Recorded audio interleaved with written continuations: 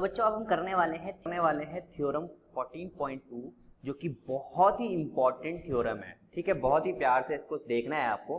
तो यहाँ पे ये क्या बोल रहा है, स्टेटमेंट देख लेते हैं इसका। और ये बिल्कुल मैंने स्टार बना दिया है यहाँ पे, तो बहुत ज्यादा इंपॉर्टेंट है।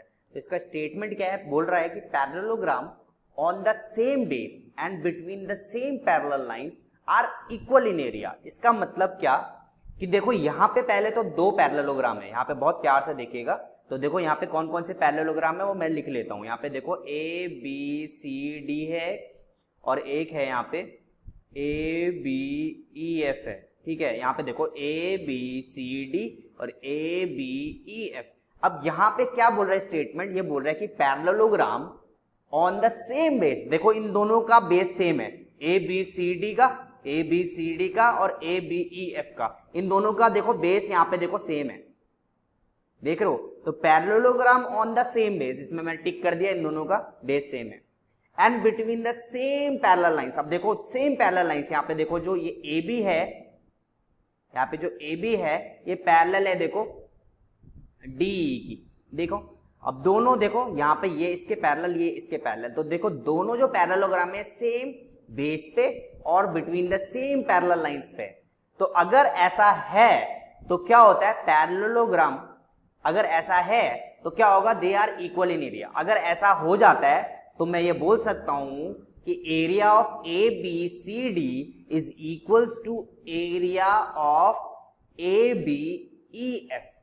ठीक है, ये हमारा थ्योरम 14.2 कहता है। इसका अभी हम प्रूविंग भी देखते हैं कि इसका प्रूफ कैसा है, कैसे करना है इसको, तो वो भी हम अच्छे से देखेंगे। बस आपको इतना समझ में आ गया होगा अभी कि अगर दो पैरेललोग्राम एक के ऊपर एक कोई पैरेललोग्राम चढ़ा हुआ है, तो यहाँ पे अगर वो दोनों के बेस सेम है और सेम पैरेलल लाइंस पे वो लाई करते हैं, तो उन दोनों का एरिया क्या होने वाला है, इक्वल होने वाला है। ये बहुत ही इंपॉर्टेंट थ्योरम है, बहुत से क्वेश्चन, आधे से ज्यादा क्वेश्चन एक्सरसाइज के तो इसी से होने वाले हैं। तो ये आपको बहुत इंपॉर्टेंट, आपको समझना पड़ेगा इसको। ठीक है, तो इसका प्रूविंग भी देखते हैं। इसका प्रूविंग भी बड़ा इजी है। ठीक है, तो हम देख लेते हैं कि भाई area of A B C D is equal to area of A B E F कैसे करना है। तो इसका इसमें प्रूफ देखते हैं बच्चों। अब हम इसको प्रूफ करते हैं। ठीक है, तो यहाँ पे मुझे प्रूफ करना है कि भाई जो area of parallelogram A B C D है वो area of parallelogram A B E F के बराबर है। तो सबसे पहले मैं क्या करूंगा, देखो यहाँ पे इसको प्रूफ करने के लिए मैं ये वाला ट्राइंगल ले लेता हूँ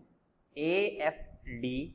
देखो इन triangle A F D and triangle B E C, इन दोनों को क्या करता हूं मैं, कॉन्ग्रेंट करने की कोशिश करता हूं। अगर ये दोनों कॉन्ग्रेंट हो गए तो मेरा काम इजी हो जाएगा बहुत, है ना। तो देखो यहाँ पे मैं इन दोनों को कॉन्ग्रेंट करने की कोशिश करता हूं। तो देखिए, तो ये जो एंगल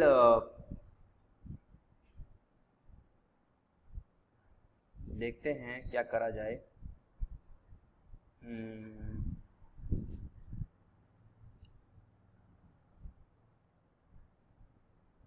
ठीक है, बहुत प्यार से देखिएगा कैसे करना है इसको। तो देखो जो ये एंगल ई है, बिल्कुल सही। देखो ये जो एंगल एफ है, ये वाला जो एंगल है, देखिए ये वाला जो एंगल है, ये एंगल ई के इक्वल होगा कि नहीं होगा, देखिए बहुत प्यार से देखिएगा इसको।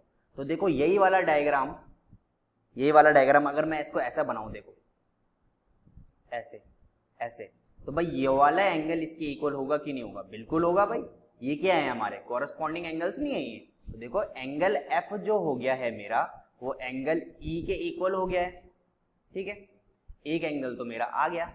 मुझे एक और एंगल अगर मैंने निकल गया तो मैं एंगल एग्जाम से इन दोनों को कॉन्ग्रेंट कर सकता हूं। तो देखो एक एंगल तो मेरा निकल गया कि भाई जो एंगल एफ है वो एंगल ई के बराबर है ना।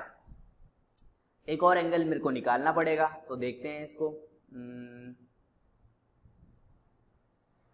देखो ये जो एंगल डी है ये एंगल सी के बराबर है कि नहीं है, देखो बहुत प्यार से देखो, बिल्कुल है ये।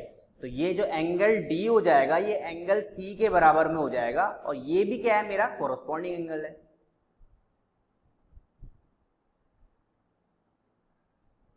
Corresponding angle are equal. अब बहुत बच्चों को अगर कंफ्यूजन है कि कोरोस्पॉन्डिंग एंगल क्या होता है सर, तो मैं आपको बता देता हूं। यहाँ पे अगर दो पैरेलल लाइंस है और मैं यहाँ पे इसको कट कर रहा हूं, तो भाई ये वाला एंगल इसके इक्वल होता है। अब इसको आप इक्वेट करके देख लीजिए, यहाँ से इसका फिगर आप रफ में बनाना तो आपको पता चल जाएगा कि ये दोनों ही कोरोस्पॉन्डिंग एंगल्स है, कोई प्रॉब्लम की बात नहीं है ना। तो अगर मैं इसको ऐसा बोल दूं और यहाँ पे देखो जो AD है मेरे पे, ये जो मेरे पे AD है ये किसके इक्वल है, ये जो मेरे पे AD है ये मेरे पे BC के इक्वल है कि नहीं है, बिल्कुल है। मैं इसको क्या बोल सकता हूं, opposite side of parallelogram. Opposite side of parallelogram are equal, तो जो AD होगा वो BC के इक्वल होगा। तो देखिए यहां से मैंने इस पूरे दोनों ट्राइंगल को क्या कर दिया, कॉन्ग्रेंट कर दिया। तो मैं बोल सकता हूं triangle AFD is congruent to triangle BEC by angle side angle. Angle side angle से मैंने क्या कर दिया, इसको कॉन्ग्रेंट कर दिया। ठीक है, अब यहां पे तो मेरा एक कॉन्ग्रेंसी हो चुका है। अब बहुत प्यार से इसको देखिए, इसको मैं आगे फर्दर सॉल्व करता हूं। ठीक है, पहले ये फिगर मैं नीचे पेस्ट कर देता हूं।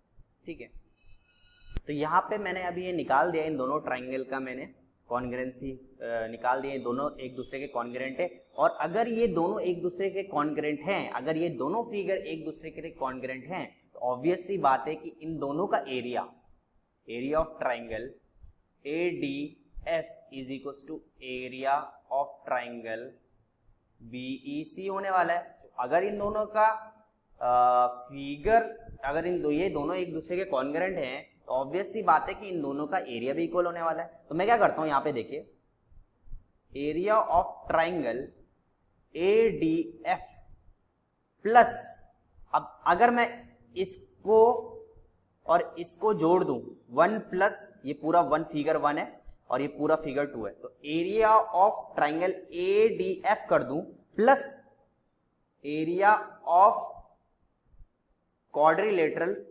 ABCF कर दो। देखो ABCF, तो ये किसके बराबर हो जाने वाला है, ये हो जाने वाला है एरिया ऑफ पैरेललोग्राम, किसके बराबर, एरिया ऑफ पैरेललोग्राम ABCD के। होगा कि नहीं होगा, देखो अगर मैंने इस पे ये जोड़ दिया तो ये क्या हो गया, एरिया ऑफ पैरेललोग्राम ABCD। तो देखो मैं ऐसे ही similarly this is my equation 1, और ऐसे ही similarly area of BEC, area of triangle BEC plus area of quadrilateral